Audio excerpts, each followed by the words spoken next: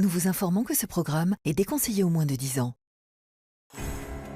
Une célèbre rédactrice de mode. C'était une femme très glamour, une sorte de phénomène tape à l'œil. Un amour secret. Elle m'a assuré qu'elle ne pouvait pas tomber enceinte. Et une mort bien mystérieuse. On ne peut exclure personne. Argent, glamour new-yorkais et attraction fatale. Retrouvez ce mélange détonnant dans cet épisode de Crime en haute société.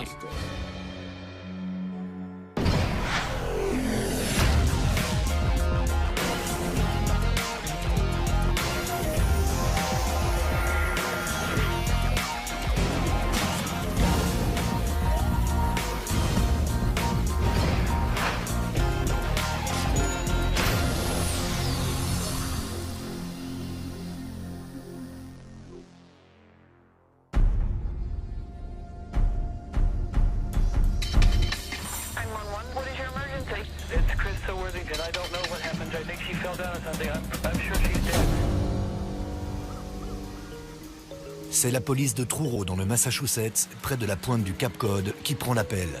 Tim Arnold, auteur de livres pour enfants vivant à Cap Cod, explique qu'il s'est rendu chez sa voisine, Krista Worthington, pour lui rendre une lampe torche et qu'il y a fait une macabre découverte. Et il a vu que la porte de derrière avait été défoncée à coups de pied. Il est entré dans la maison et a découvert avec horreur Krista étalée par terre et à moitié nue. La petite Ava, 2 ans, est cramponnée au corps de sa mère. Il a appelé Krista. Il a dit que la fillette a levé les yeux. Il l'a prise dans ses bras et a constaté que Krista ne réagissait pas. Ne trouvant pas de téléphone dans le cottage, Tim traverse le petit bois en courant et retourne chez lui appeler les secours.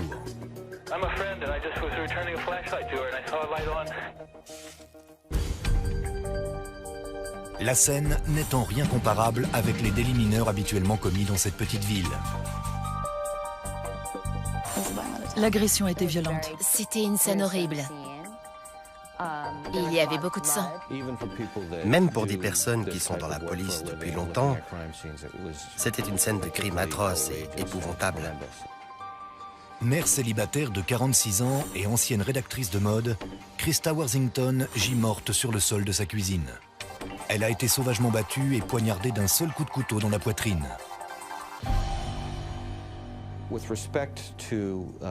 En voyant le corps, il paraissait évident qu'il s'agissait d'une agression sexuelle. D'après la police, le meurtre remonte à 48 heures. Krista se trouvait dans cette maison depuis près de 2 jours. Et sa petite fille de 2 ans est restée enfermée dans la maison avec le corps de sa mère pendant tout ce temps. Ava n'est pas blessée, mais elle est clairement traumatisée. Les empreintes digitales d'Ava ont été trouvées sur le torse de sa mère, ainsi qu'un gant de toilette. Ava a essayé d'essuyer les traces de sang sur sa mère. Quand la police est arrivée sur place, elle a dit que sa maman était sale. Elle parlait bien sûr du sang. Après avoir parlé avec elle, j'en ai conclu qu'elle n'avait rien vu du drame. Alors que le corps est transporté à la morgue, la petite ville de bord de mer fait face à son premier homicide depuis plus de 30 ans.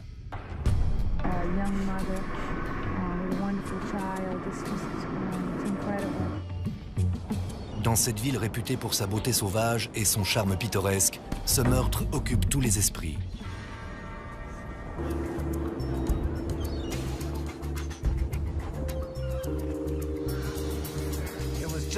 C'est exactement le genre de crime commis dans les grandes villes que les habitants de Truro espéraient fuir à grands coups de dollars. Quand j'étais petit, ma famille et moi passions nos vacances d'été dans un hôtel de Harwich. Encore aujourd'hui, j'aime aller là-bas de temps en temps. Il est difficile d'imaginer cet endroit idyllique devenir le théâtre d'un crime aussi horrible. Comment est-ce possible?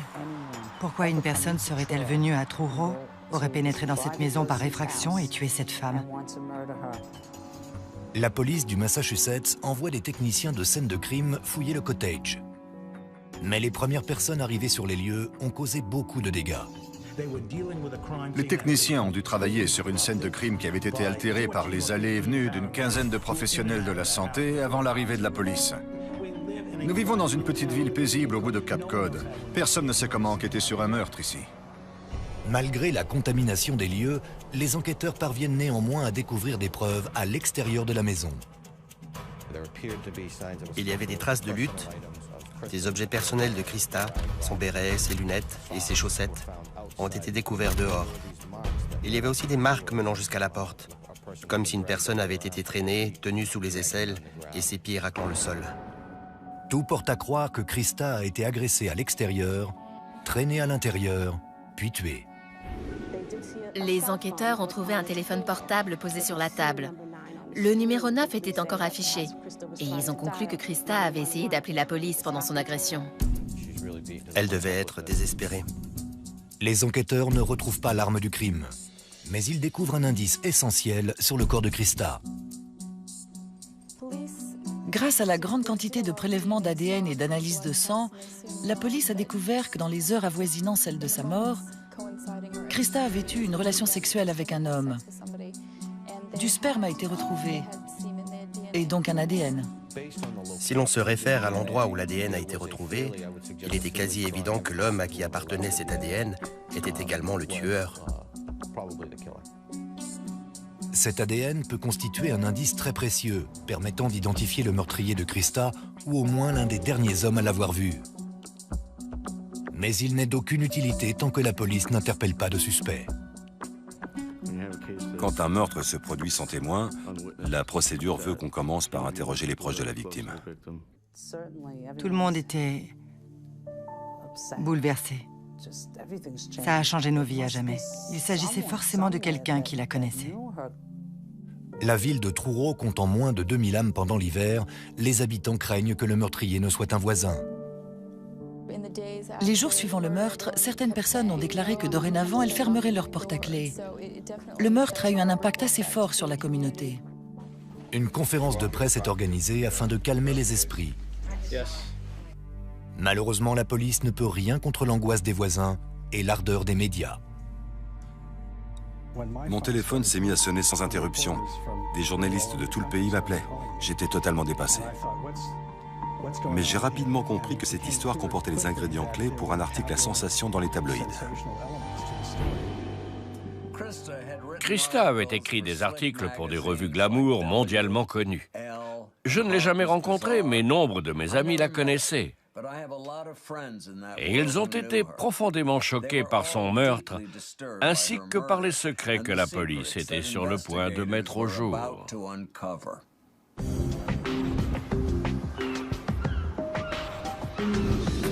Une semaine après la découverte du cadavre de Krista Worthington dans sa maison de Cap Cod, sa famille et ses amis se réunissent pour une messe du souvenir. C'était un rassemblement très triste. Personne ne savait vraiment comment réagir. Ce drame nous semblait tellement inconcevable. Les amis se souviennent d'une femme qui avait tout pour elle. Elle était d'une bonne humeur inconditionnelle. La vie qu'elle menait la comblait parfaitement. Elle ne pouvait pas être plus heureuse. Au dire de tous, elle était bénie des dieux. Elle avait un travail très glamour qui lui avait permis de beaucoup voyager. À Paris, New York. Elle avait eu de nombreuses conquêtes. Mais Krista cherchait constamment à atteindre quelque chose hors de portée. Elle déménage à Truro seulement 4 ans avant son meurtre. On est bien loin de la Côte d'Azur, mais là-bas, dans son cottage au milieu des dunes, elle trouve la sérénité. Elle adorait Truro. Cette ville occupait une place centrale dans son cœur. C'était son foyer, ses racines. Des proches vivent à proximité, et tout le monde en ville l'appelle par son prénom. On peut dire que c'était la terre de ses ancêtres. Il y a même des rues qui portent le nom de Worthington. Krista est la seule fille de Gloria, artiste peintre, et de Toppy, procureur de la République. Ils vivent à Hingham, dans la banlieue de Boston. Mais chaque été, ils passent leurs vacances au Cap, où leur nom est bien connu de l'élite venue passer la période estivale. Les Worthington viennent à Truro de génération en génération. Les Worthington sont l'une des familles les plus importantes, si ce n'est la plus importante de cette région du Cap. Le grand-père de Christa comptait parmi les plus gros employeurs et propriétaires terriens de la ville. Le patriarche de la famille Worthington, John Senior, était une grande figure de l'industrie de la pêche. Et il a profité de la Grande Dépression pour acquérir de nombreux terrains. Pendant que le grand-père de Christa fait des affaires en or, la grand-mère Tini lance une collection de vêtements dernier cri créés à partir des filets à poissons de Cape Cod. C'est à ce moment-là que naît l'amour de Christa pour la mode. Après l'obtention de son diplôme à l'université de Vassar, la jeune journaliste décroche un boulot en or au Women's Wear Daily. Très vite, elle s'envole pour Paris où elle couvre les prestigieux défilés de grandes marques de luxe. C'était une femme très glamour, une sorte de phénomène tape à l'œil. Elle était la chef de la succursale de Women's Wear Daily à New York et elle connaissait tous les stylistes. Elle avait développé un mode de vie des plus agréables là-bas. Christa est sur la liste d'invités de tous les événements les plus huppés, des défilés de mode aux matchs de polo, en passant par les bals officiels de la royauté européenne. Certaines personnes auraient donné cher pour avoir son carnet d'adresses. Les plus grandes stars de l'époque discutaient avec elle au téléphone. Son métier l'a fait voyager entre Londres et Manhattan, où le champagne coule à flot. C'était l'époque du feuilleton Dynasty, ce qui explique pourquoi tout était surdimensionné, tape à l'œil et glamour. Les grosses fortunes dépensaient leur argent sans compter, comme au Studio 54 par exemple. C'était de la folie, un univers particulièrement grisant. Christa fréquente peut-être des célébrités, mais elle n'en garde pas moins une certaine liberté d'esprit. Même si son dressing room est rempli de tenues de grands couturiers, elle s'habille le plus souvent en jean et avec des vêtements dénichés dans des friperies. Ceux qui la connaissaient bien l'imaginaient plus facilement en jean ou en pull ou en t-shirt, avec les cheveux en bataille parce qu'elle était toujours pressée et n'avait pas le temps de se faire belle.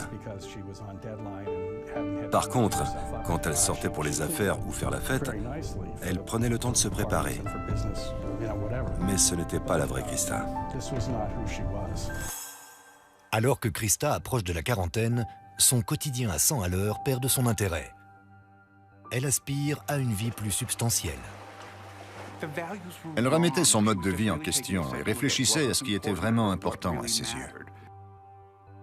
Elle dit à ses amis qu'elle souhaite fonder une famille. Je crois qu'un jour, elle a réalisé qu'elle avait passé sa vie entière à profiter des plaisirs en tout genre, en mettant de côté son rêve de devenir mère. Et c'est à ce moment-là qu'elle s'est un peu affolée.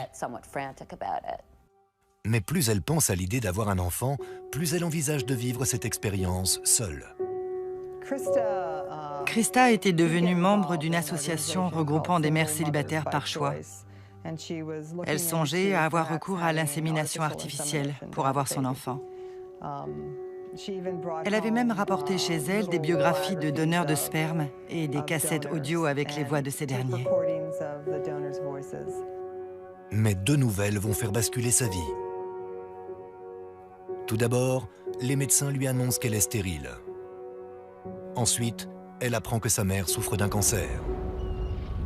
Christa retourne en Nouvelle-Angleterre pour se rapprocher de sa mère. Elle finit par emménager à West Wind. Le cottage familial à Truro devient rapidement sa résidence principale. Je pense qu'elle voulait juste passer à la phase suivante de sa vie, ce qui impliquait de retourner sur ses terres d'origine, cette région qu'elle appréciait particulièrement. C'est vrai que c'est un endroit magnifique. En dehors de la saison estivale, Truro peut être un endroit morne et isolé. Surtout pour une femme habituée aux fêtes fastueuses et aux croissants frais. Le week-end ou les vacances finies, les familles aisées font leurs valises et abandonnent les chalutiers, les poissons et les habitants du coin. C'est une ville très paisible, très calme. C'est l'antithèse absolue de New York. Dans cette période de sa vie, c'était vraiment l'endroit idéal pour Christa. C'est à Truro, lors de l'été 1998, que Christa a une liaison avec un homme nommé Tony Jackett, un pêcheur local et également chargé de la régulation de la pêche de crustacés de la ville. Il avait une réputation de don Juan. Il aimait la compagnie des femmes. Alors quand j'ai appris que Tony avait une liaison avec Christa, je n'ai pas été surprise. Par miracle, Krista tombe enceinte. C'était son rêve qui devenait réalité d'une certaine manière. Un rêve dont elle n'avait jamais imaginé qu'il pourrait un jour se réaliser. C'était un véritable bonheur pour elle.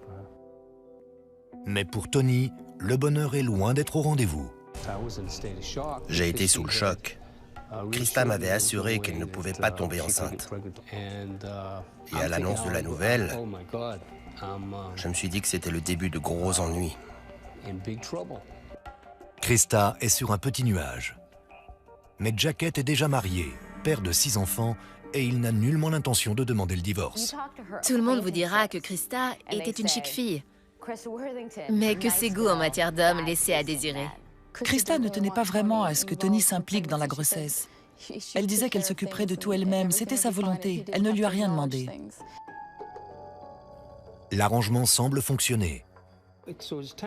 Le temps passant, je me suis dit qu'il était peut-être inutile que j'en parle à ma femme.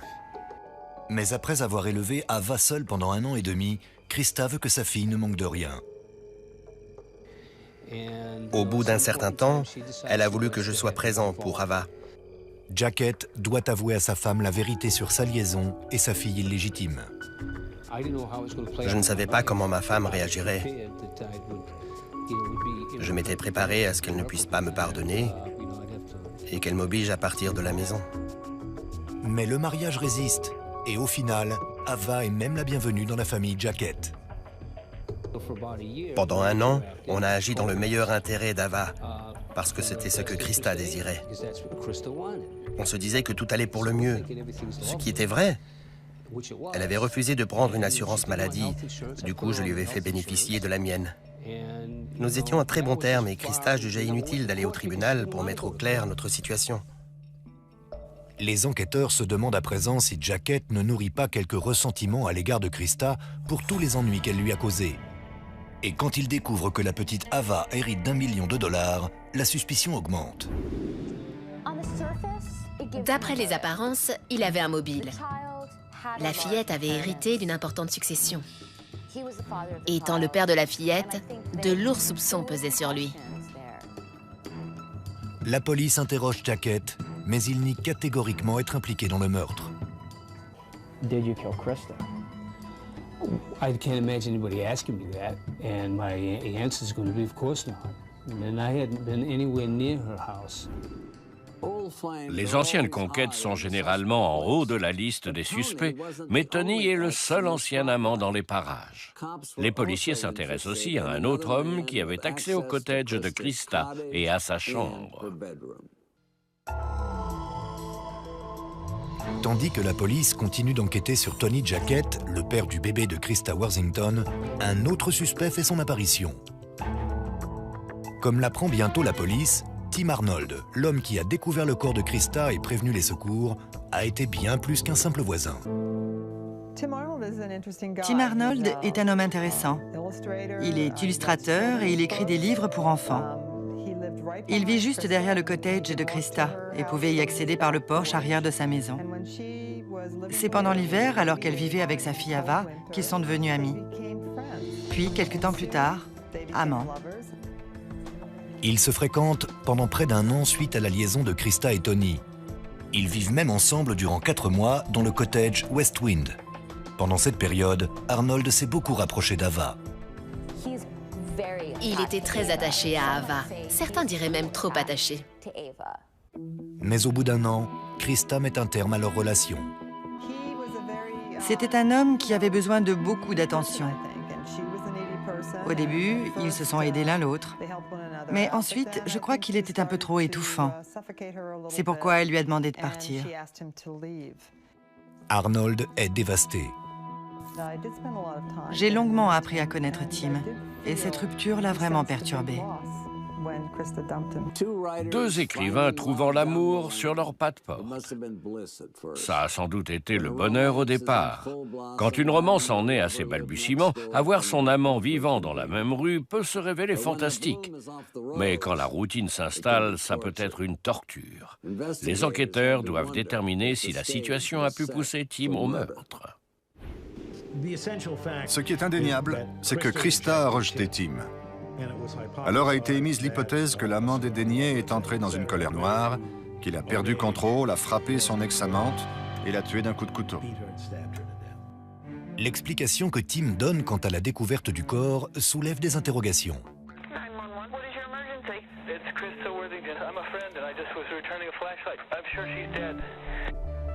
Il mentionne un détail à propos du meurtre de Krista qu'il n'aurait pas dû connaître. Il a dit à la police qu'elle avait été poignardée. À l'époque, la police l'ignorait encore. En fait, la blessure n'était pas visible selon les enquêteurs. À ce moment-là, seul le meurtrier pouvait savoir qu'elle avait reçu un coup de couteau. En fouillant un peu, les enquêteurs découvrent des éléments suspects dans son comportement. À une certaine période, Krista lui a demandé d'arrêter de venir chez elle sans la prévenir au préalable. Elle trouvait qu'il était trop présent. C'était presque du harcèlement. Arnold nie avoir tué Krista, mais les policiers ne sont pas convaincus et s'acharnent sur lui. Certains de ses actes et propos ont poussé les policiers à ne pas abandonner cette piste. Alors que la police fait monter la pression, Arnold prétend qu'il lui aurait été physiquement impossible de commettre ce meurtre. Il souffre d'une défaillance rare au cerveau qui le rend faible et sujet au vertige. Il était légèrement handicapé. Krista trouvait parfois cela difficile à gérer et c'était source de tension entre eux. Il m'a raconté qu'un jour, Krista lui avait fait part de son inquiétude quant à son état de santé et qu'elle préférait qu'il ne prenne pas la petite dans ses bras, de peur qu'il ne la fasse tomber. Au cours de la semaine suivant le meurtre de Krista, la police interroge régulièrement Arnold et Jacket. Des prélèvements d'ADN sont effectués sur les deux hommes, mais aucune correspondance n'est trouvée. Les enquêteurs doivent étendre leurs recherches. La police ne savait toujours pas de qui provenait le sperme trouvé sur la scène de crime. Les enquêteurs se demandent si Krista aurait pu avoir un autre petit ami secret, mais cette hypothèse semble peu probable. Krista se confiait toujours sur ses conquêtes amoureuses à ses amis. Elle nous a parlé des deux amants qu'elle a eus sur place, quasiment dès le début de sa relation avec eux. Alors, si elle avait eu un nouvel homme dans sa vie, au moins un de ses amis aurait été mis au parfum. Mais le meurtrier n'est peut-être pas un ancien petit ami. Au cours des entretiens avec la famille et les amis, la police met au jour des secrets sur la famille de Krista. Les policiers ont découvert que le père de Krista avait fréquenté une autre femme, ce qui a éveillé leur curiosité. Cette femme avait eu des ennuis avec la justice. Plusieurs années auparavant, le père de Krista, Toppy, est un assistant du procureur dans le Massachusetts. Et il est tenu en haute estime par ses pairs. Cet homme a gravi beaucoup d'échelons dans sa profession. À présent, le veuf de 73 ans ne se montre plus à la hauteur de sa réputation. Les enquêteurs apprennent qu'il fréquente Bess Porter, 29 ans, autrefois condamnée dans le cadre d'affaires de prostitution et de drogue. Cette liaison débute plusieurs mois avant la mort de Krista.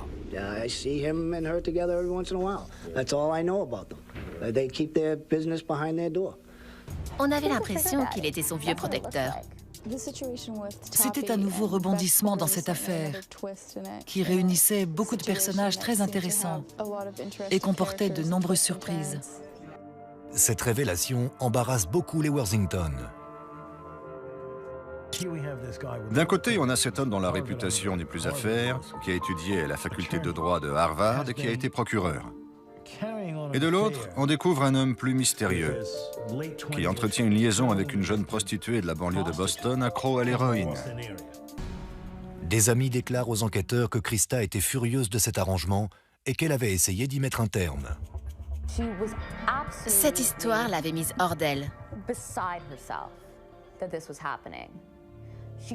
Elle n'en revenait pas que son père puisse fréquenter cette femme, qui premièrement était issue d'un milieu aussi différent, deuxièmement était beaucoup trop jeune, et enfin qu'elle soupçonnait d'être une manipulatrice de talent. Krista est allée jusqu'à engager un détective privé pour suivre et piéger son père. Elle voulait prouver qu'il était sénile et irresponsable. Si Krista avait réussi son coup, le train de vie fastueux de Bess Porter aurait connu une fin brutale. Elle m'avait dit qu'elle voulait mettre un terme à cette relation, ou du moins que son père cesse d'entretenir Bess Porter et je me suis dit qu'on tenait là un mobile de meurtre.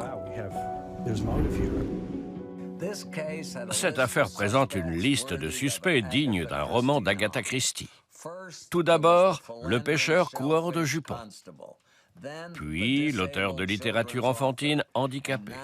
Et maintenant, une ancienne prostituée qui prêche pour son sein. Le public se délecte de tous ces rebondissements et de nombreux chapitres restent à suivre. Les enquêteurs travaillant sur le meurtre de Christa Worthington découvrent un secret de famille bien déplaisant. Peu de temps avant sa mort, Christa tente de mettre un terme à la relation qu'entretient son père avec une prostituée toxicomane. Cette découverte a marqué un tournant dans l'enquête. Tout à coup, on a eu une coupable potentielle avec un mobile qui tient la route. Les détectives se rendent à Quincy, une ville ouvrière austère près de Boston, pour interroger Porter et l'un de ses amis, Edward Hall. Tous deux nient avoir joué un quelconque rôle dans ce meurtre. La police enquête longuement sur Porter et Hall. Comme souligné dans les rapports de police, il y a eu des discussions relatives au fait que Toppy avait coupé les vivres à Beth sous la pression de sa fille Christa. Mais la police ne procède à aucune arrestation. Les autorités recentrent leurs investigations sur la région de Truro. Plusieurs semaines après le meurtre, la police interroge le gendre de Tony Jackett, Keith Amato. Il connaissait Christa et avait déjà utilisé au moins une fois la douche extérieure de la maison. Quand vous êtes sur la plage, il est possible d'accéder à cette petite douche pour se rincer le corps. C'est pour cette raison qu'on l'a interrogé. Keith a été convoqué au poste de police où on lui a posé de nombreuses questions. Les policiers ont tapé du poing sur la table. Keith s'est mis à transpirer et est devenu très nerveux, car il avait réalisé qu'il ne s'agissait pas d'une banale conversation amicale avec la police. Mais son ADN ne correspond pas non plus et les enquêteurs sont de retour à la case départ. Du coup, ils élargissent leurs recherches et interrogent toutes les personnes qui connaissaient Christa ou qui étaient déjà venues dans sa maison du Cap. Les livreurs, les dépanneurs, les bricoleurs, les éboueurs, tout le monde y est passé. Les policiers se rendent également à New York afin de questionner les anciens amis et collègues de Christa. Ils m'ont interrogé, et ma femme aussi. Ils ont parlé à 3 ou 4 autres personnes de ma connaissance, et sans doute à beaucoup d'autres que je ne connais pas. D'après moi, s'ils sont venus jusqu'ici, c'est parce qu'ils étaient dans l'impasse. L'affaire était en train de leur échapper. La famille et les amis de Christa ont promis une récompense de 25 000 $ dans l'espoir que certaines personnes sortiraient de leur silence et apporteraient leur témoignage. Mais cette tentative est un échec. 1 an après la mort de Christa, son héritage est toujours bloqué et l'affaire est au point mort. Et pour ajouter au fardeau de la famille, une bataille juridique pour la garde de la fille de Christa, Ava, éclate. Dans son testament, Christa confie la garde de sa fille, Ava, à une amie de longue date, Myra Chase. I have 3 sons and a daughter, and lots of friends, and so she's basically in a house full of children, and she's doing well. Mais Tony Jackett, le père biologique de la fillette, veut en avoir la garde. If anything, she one day know that we loved her enough to come here and fight for her. Mais le juge rejette sa demande après que le procureur de la République a refusé de l'écarter de la liste des suspects. Non seulement on me refuse la garde de ma fille, mais en plus, avec tout le tapage médiatique, je deviens le suspect numéro 1. 1 an et demi après le meurtre de Christa, le feuilleton policier continue de faire les gros titres.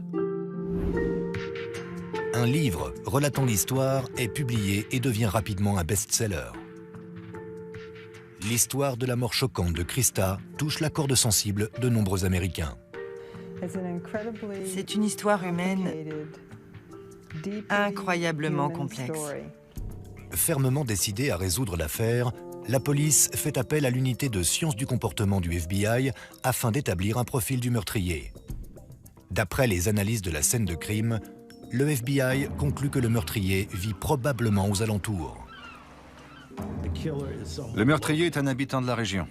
Ce n'est pas un étranger, il est donc toujours dans les parages. Cape Cod vit désormais au rythme de ce meurtre non résolu et la tension est grande. Depuis que la famille Kennedy a établi sa résidence de villégiature à Yannisport, le Cap a toujours été un havre de paix pour les grandes fortunes. À présent, tout le monde suspecte son voisin.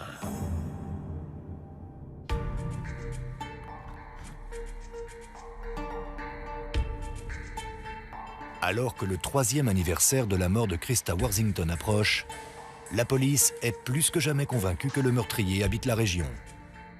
We are focusing our efforts in the Truro community, largely as a result of a recent analysis of the case in conjunction with the FBI. The hurdle in this investigation has been the identification of that unknown DNA profile. We feel confident that the Truro community can assist us in identifying who that person is. La police décide donc de resserrer l'étau autour de Truro en lançant une opération coup de filet. Le bureau du procureur avait exigé qu'un échantillon d'ADN soit prélevé sur tous les hommes vivant à Truro pour procéder à une comparaison avec l'ADN retrouvé sur le corps.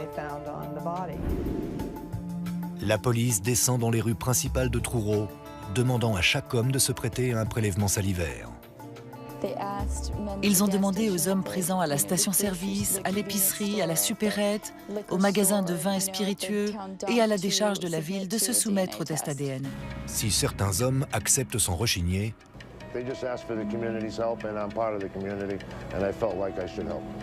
en revanche, d'autres refusent.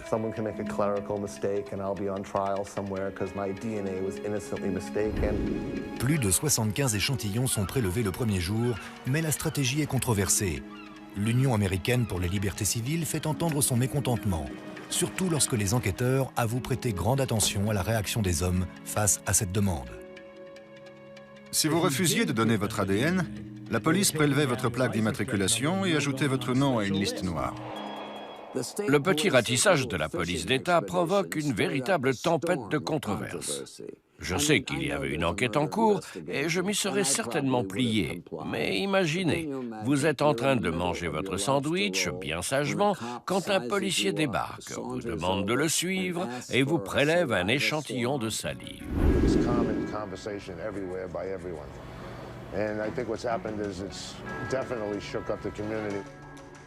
Pour beaucoup, l'enquête semble ne mener nulle part. Certains pensaient que la police y était mal prise, au point de devoir procéder à des méthodes hors normes pour trouver le meurtrier de Christa. Beaucoup craignent que ce désespoir ne mène l'enquête dans une mauvaise direction. Un certain courant d'opinion soulevé par le prélèvement salivaire prétendait que la police allait monter un coup contre quelqu'un, parce qu'il fallait trouver un coupable. Cape Cod est connu pour la pêche et la police espérait la grosse prise en lançant ses filets au hasard. Ces inquiétudes sont renforcées par des rapports mentionnant que la police a tenté de soutirer des aveux au premier suspect. Ils ont exercé une grosse pression sur Tim Arnold. Idem pour Keith Amato, le gendre de Tony Jacket. D'après lui, il aurait été traité de nom d'oiseau et les policiers l'auraient même accusé d'avoir des rapports sexuels avec des hommes. Mais la police défend ses méthodes d'interrogatoire et les prélèvements d'ADN sous prétexte que ce procédé a déjà fonctionné par le passé.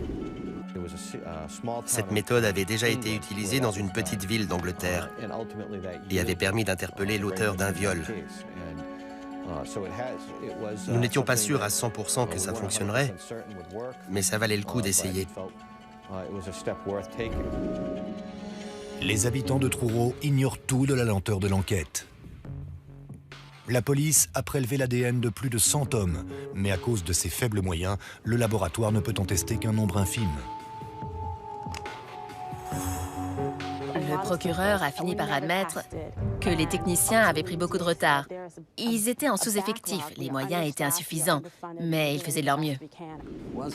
Alors que les techniciens de scène de crime de Cape Cod procèdent au hasard à des tests d'ADN et progressent lentement, il va se révéler que le tueur était juste sous leur nez. Apparemment, la justice à Truro n'est pas un modèle de rapidité ou d'efficacité.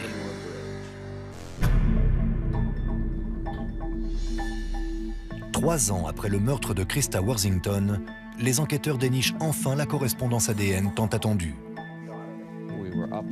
Nous étions en réunion au labo scientifique quand on a appris qu'il y avait une correspondance. Il s'agissait d'un individu qui travaillait à la décharge publique de la ville. Le crime avait été commis en janvier 2002. On l'avait interrogé en avril de cette même année. Nous étions euphoriques, car c'était une pièce à conviction pour notre affaire. Le suspect s'appelle Chris McCowan. Lors de son premier interrogatoire, il avait déclaré ne pas vraiment connaître Christa. Chris McCowan avait prétendu que la seule chose qui l'unissait à Christa, c'était qu'il ramassait ses poubelles et la saluait parfois d'un signe de la main. La police l'avait cru et l'a laissé partir. 2 ans plus tard, les policiers réinterrogent McCowan et ce dernier donne son ADN de son plein gré. Mais malheureusement, l'échantillon de salive est resté pendant plus d'1 an dans la réserve, en attente d'être testé. Ça a été un véritable choc. Le coupable a vécu sous le nez de la police pendant toutes ces années. Il avait été interrogé, son ADN avait été prélevé. Et voilà qu'il est lié au meurtre. L'opinion publique s'indigne devant cette incompétence criante. Pendant que la police perd du temps à prélever l'ADN d'innocents, le véritable suspect déambule sous leurs yeux pendant 3 longues années. Et plus la police en apprend au sujet de McCowan, plus elle est persuadée de tenir son coupable. Christopher McCowan est arrivé à Cape Cod il y a presque 10 ans. Avant, il vivait en Floride, où il avait eu quelques ennuis avec la justice et avait passé quelque temps derrière les barreaux. Son casier judiciaire contient une condamnation pour vol qualifié, coups et blessures et voies de fait. Et même après son emménagement au Cap dans les années 1990, il s'attire de nouveaux ennuis. Il a eu plusieurs petites amies, et une majorité d'entre elles avaient demandé une ordonnance restrictive contre lui, suite à des plaintes pour violence. Des policiers armés font irruption dans la maison décrépite que loue McCowan.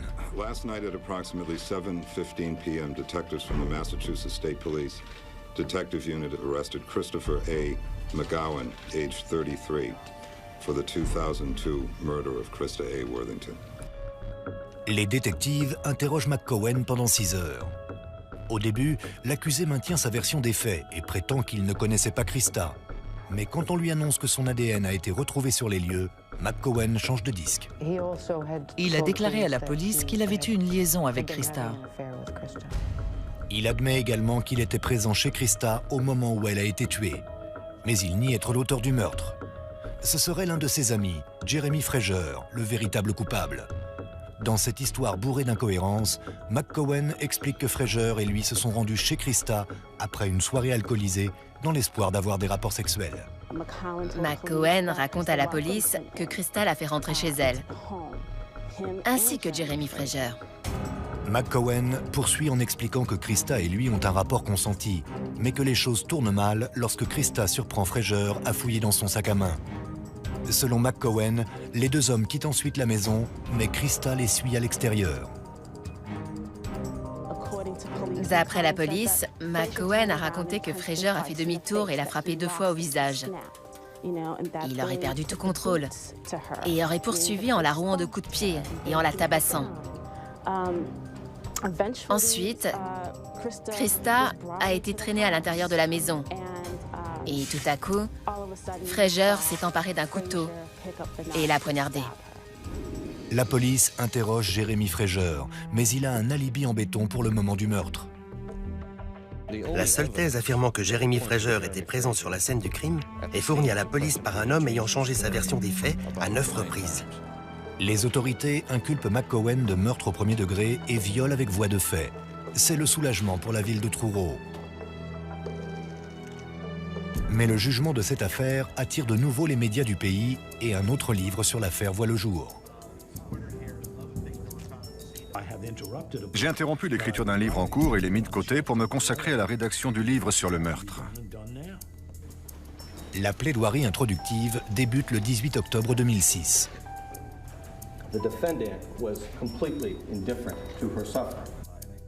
L'accusation présente une affaire au jury basée sur 2 preuves.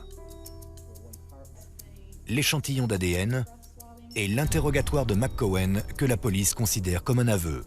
He's asked at one point in the interview, what would you say if Jeremy Fraser was someplace else at the time of the crime? And he says, then it's all, he throws his hands up in the air and says, then it's all on me. La défense prétend que McCowen a eu un rapport consenti avec Krista et que les autorités, mues par des préjugés raciaux et désireuses de résoudre l'enquête au plus vite, ont injustement tenté de lui faire porter toute la responsabilité du crime. It's based on an assumption, a false assumption, that a Vassar-educated, 46-year-old, world-traveling, wealthy heiress could not possibly have had consensual sex with a black, uneducated, troubled garbage man. That's what it's based on. Après 3 semaines de procès, le jury s'engage dans une délibération complexe sur fond de problèmes raciaux. Mais aucun verdict ne tombe. Et ce n'est pas fini. L'une des jurées appelle son petit ami incarcéré et discute du procès avec lui. L'appel est enregistré et quand le juge en est informé, la jurée est renvoyée. 2 jours plus tard, le verdict tombe. We've adjourned, unanimously returned the following verdict of guilty of murder in the first degree. McCowen est condamné à la prison à vie, sans possibilité de libération conditionnelle. Quand le verdict est tombé, mes pensées sont allées à Krista et à Ava Worthington, ainsi qu'à leur famille qui attendait tant que justice soit faite.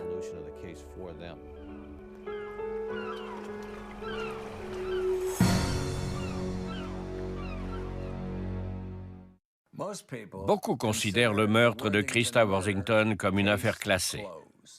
Mais le bruit court toujours qu'un homme noir à Cape Cod était une cible toute trouvée, que le véritable meurtrier court toujours et que ce drame survenu dans ce cottage de Truro restera à jamais inexpliqué. C'était Dominique Dunn. Merci de nous avoir suivis.